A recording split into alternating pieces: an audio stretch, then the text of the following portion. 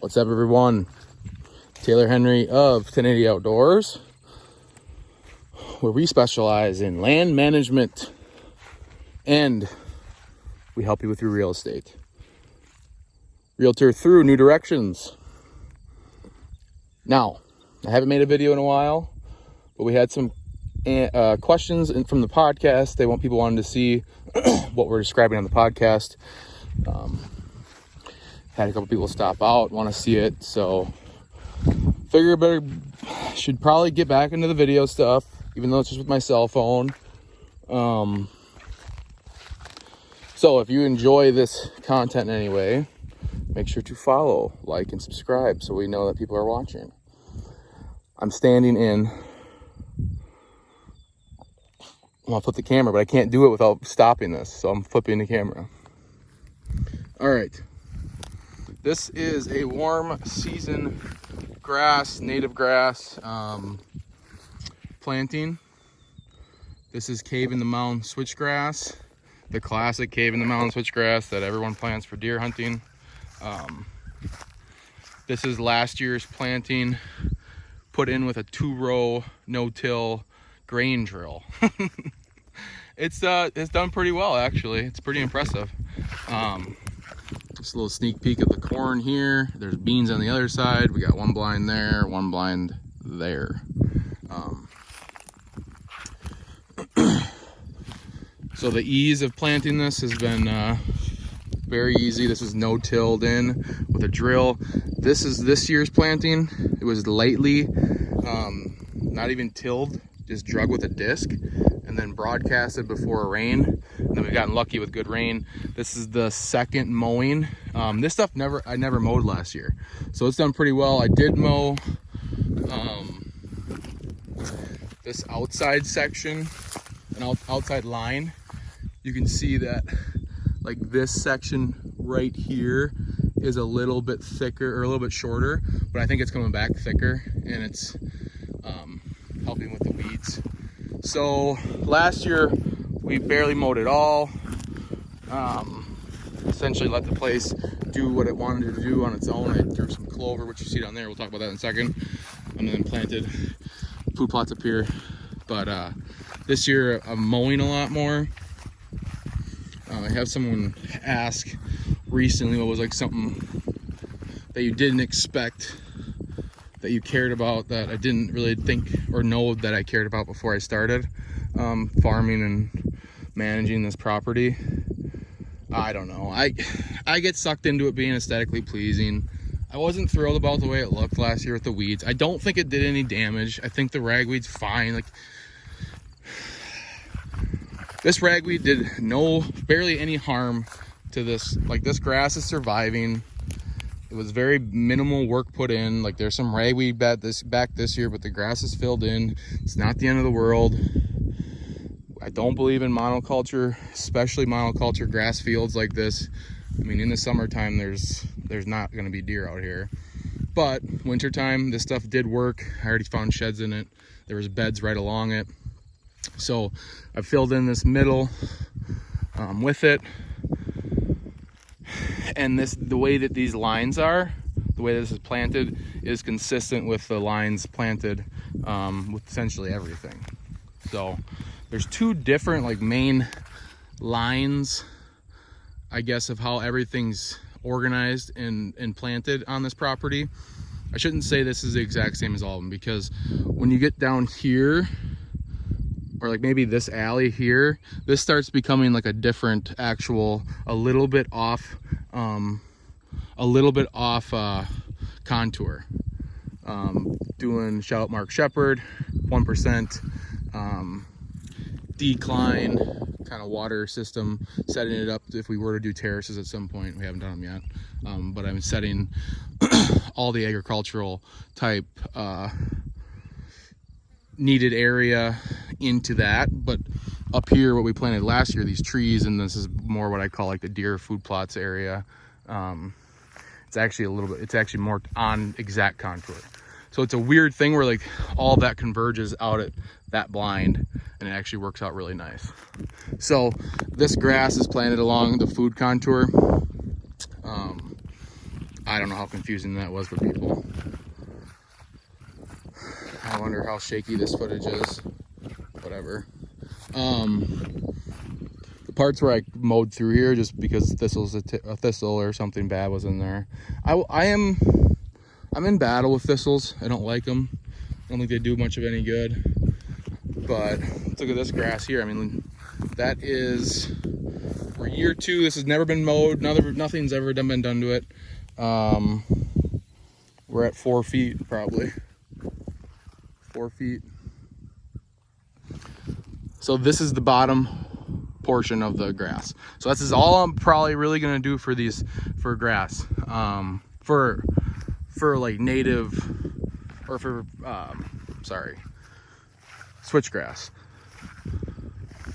I am planting a lot more grass though.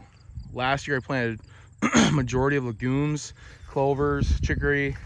That's what you're seeing out in this area. This was just a clover mix.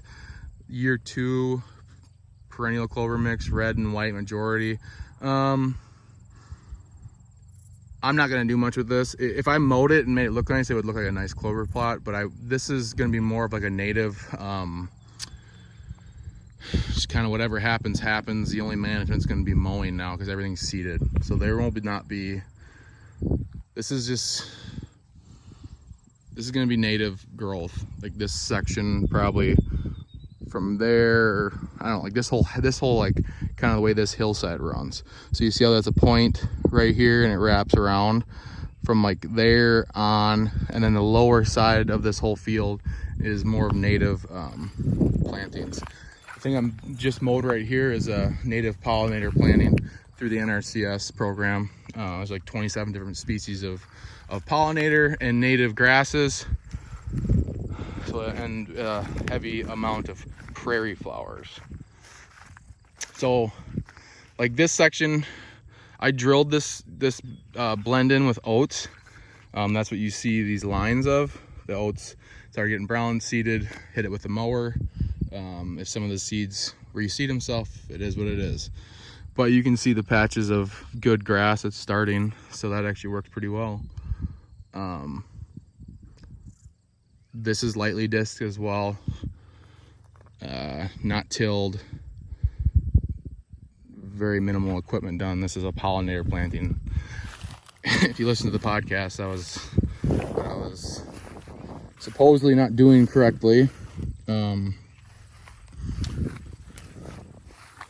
was told I shouldn't plant it like that because it wouldn't work. So then I planted it like that. And it looks like it's working pretty well. This is actually doing better. That's really filled in. The sneaky issue is dandelions. They are, so it's showing that there's a lack of I think calcium in the soil where dandelions take over. And it is an issue because they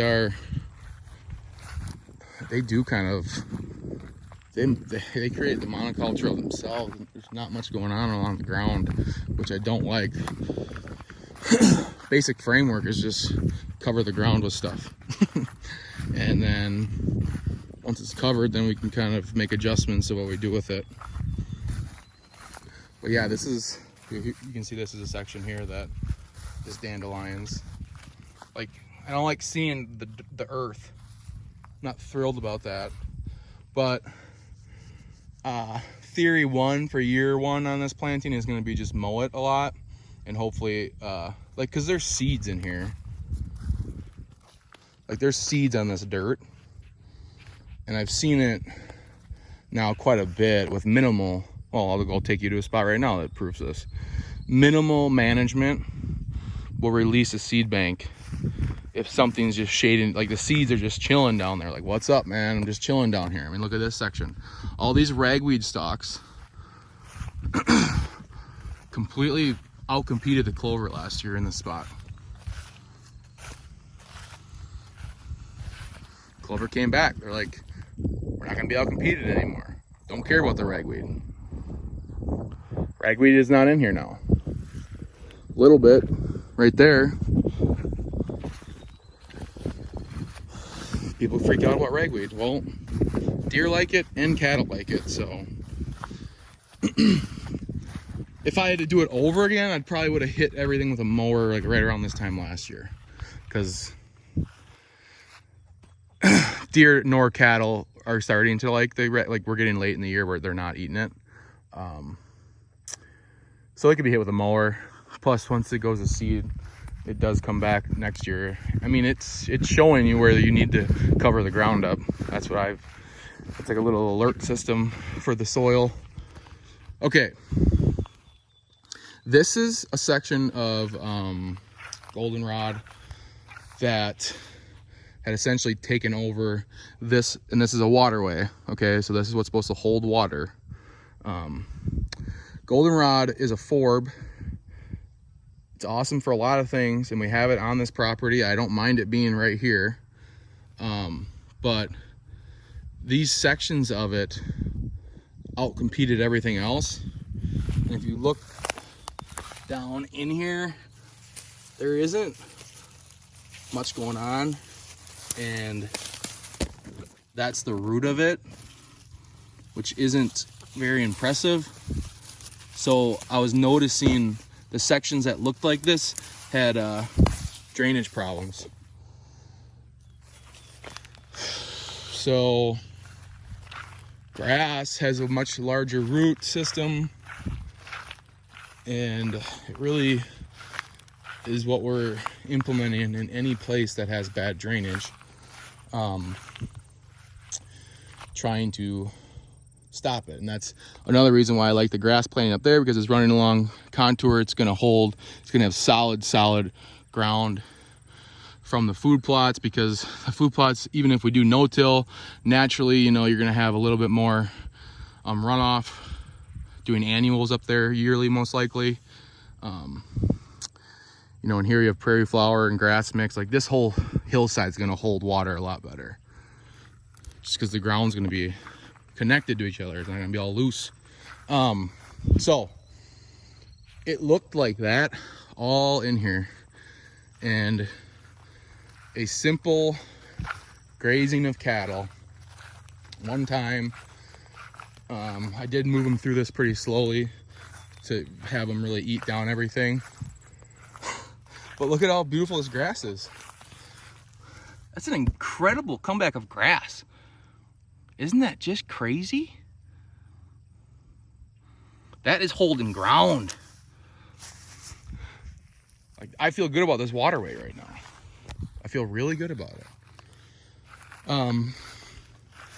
It lost some value of cover currently, and it'll be interesting to see how tall this grass gets.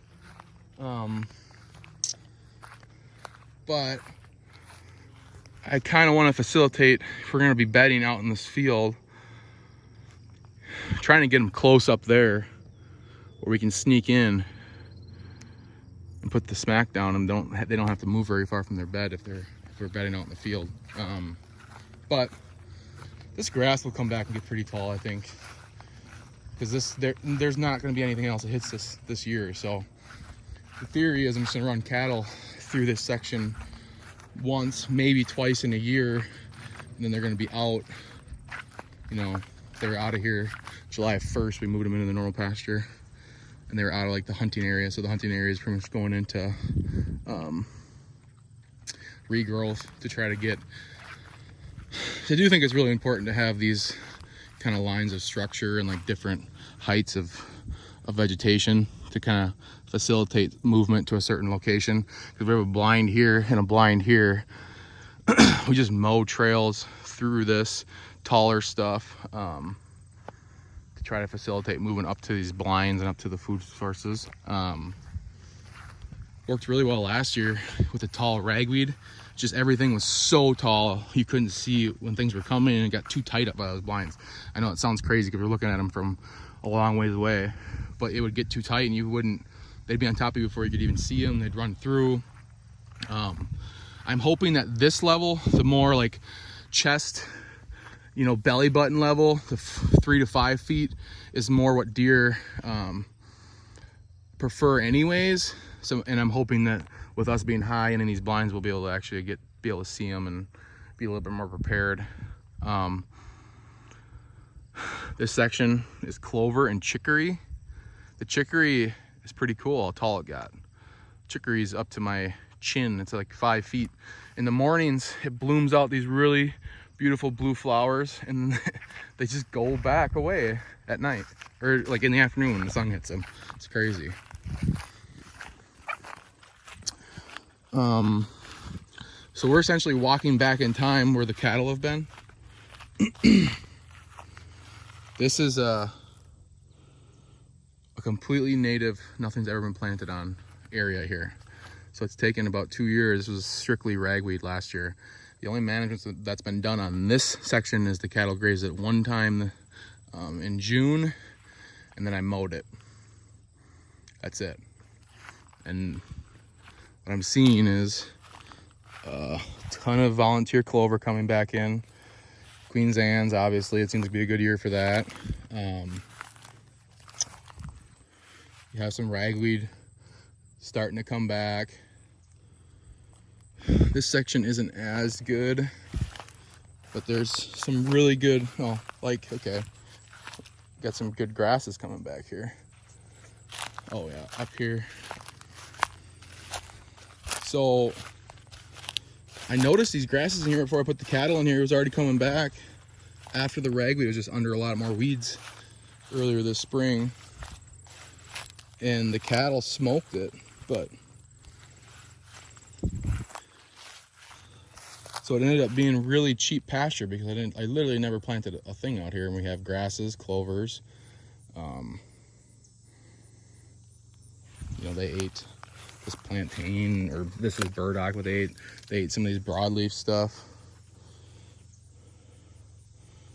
And doing this, you have to learn about a million different things to identify out here. Definitely was not a biologist or ecologist, or did not have much knowledge on that stuff. But yeah, so this ground just covered itself, and with the help of some cattle and one-time mowing, we have a ton of butterflies out here. So I don't know how well you can see those, but right now, just in my view, I see 2 monarchs.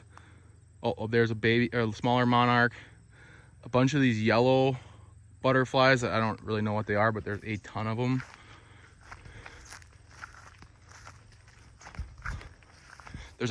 I have a bunch of volunteer crimson clover growing everywhere, which is pretty cool because it's really good for the bees, and seems to just, I don't know if the birds ate the stuff that ate a lot of the seeds up that we had last year planted, but it's all over our farm now. And the only thing I only planted a little bit last year. 2 monarchs right there. The monarchs, I see 5 monarchs in my view currently. Pretty wild. We have a giant, so I don't want to do like the whole walk around. We just covered a small section here, about a 3 acre section. And there's some clover planted up in there from last year. So all this is essentially going to get given back to whatever it decides to do. So the native seed bank, and then with light management, we're going to graze it, and if we need to mow it, but I don't really envision maybe mow it once more next year. But we already have a really good base of clover and grasses in here. The weeds can stay. As far as I'm concerned, I'll fight back on some of the thistles, and here's what we have to thank for all the monarchs. Thank you. That's the only issue with the grazing. They do knock over all the milkweed, but it does bounce back. It does. A good amount there. Grows back fast. There's a monarch. I don't remember seeing a monarch last year. I swear to God. It's crazy. But I also didn't see, there wasn't any of this. The amount of life that's out here now compared to what I saw last year is 10 times. Just walking through here, and the amount of birds,